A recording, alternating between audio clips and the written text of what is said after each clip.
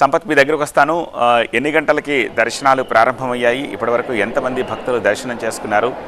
ఇవాళ day schedule ఎలా ఉంది వేములవాడలో? వేములవాడ దేవస్థానంలో మహాశివరాత్రి సందర్భంగా నిన్న సాయంత్రం నుంచి కూడా దర్శనాలు మొదలయ్యాయి. అంటే ఇప్పటివరకు సుమారుగా 60 నుంచి 70 వేల మంది భక్తులు స్వామివారి దర్శించుకున్నారు.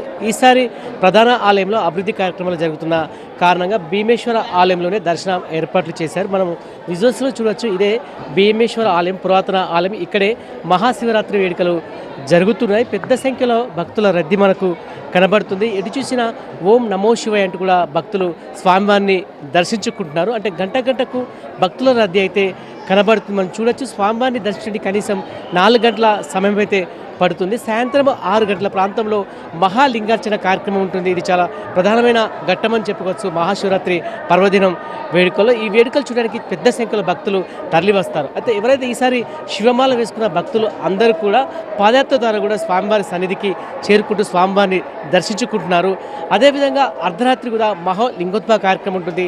ఆ కార్యక్రమం కోసం కూడా భక్తులు ఎదురు చూస్తున్నారు. ఎటు చూసినా ఈ వేములవాడ దేవస్థానంలో ఆధ్యాత్మిక కళ ఉట్టి పడుతుంది. పెద్ద సంఖ్యలో భక్తులు తరలి వస్తున్నారు. అదేవిధంగా ఎక్కలేని విధంగా వేములవాడ దేవస్థానంలో ముఖ్యంగా రాజన్నకు కోడమొక్కుగా చెల్లిస్తారు. పెద్ద సంఖ్యలో భక్తులు ముందుగా కోడమొక్కులు చెల్లించిన తర్వాతనే స్వామివారిని దర్శించుకుంటారు. భీమేశ్వర ఆలయం చాలా పురాతనమైన ఆలయం. ఈ ఆలయంలోనే మహాశివరాత్రి కోసం కూడా ప్రత్యేకమైన ఏర్పాట్లు చేశారు. ఎందుకంటే ప్రధాన ఆలయంలో ఆలయ అభివృద్ధి కార్యక్రమం జరుగుతున్న నేపథ్యంలో ఇక్కడే కూడా పూర్తి ఏర్పాటు చేశారు. అని చూడొచ్చు. మనం ఆలయాన్ని పూర్తి వివిధ రకాల పూలతో అలంకరించారు. ఓం నమో శివాయ అంటూ కూడా రాసిన పరిస్థితి మనకు కనబడుతుంది. పూర్తిగా ఆధ్యాత్మిక వాతావరణంలో ఈ వేడుకలు అంగరంగ వైభవంగా కొనసాగుతున్నాయి.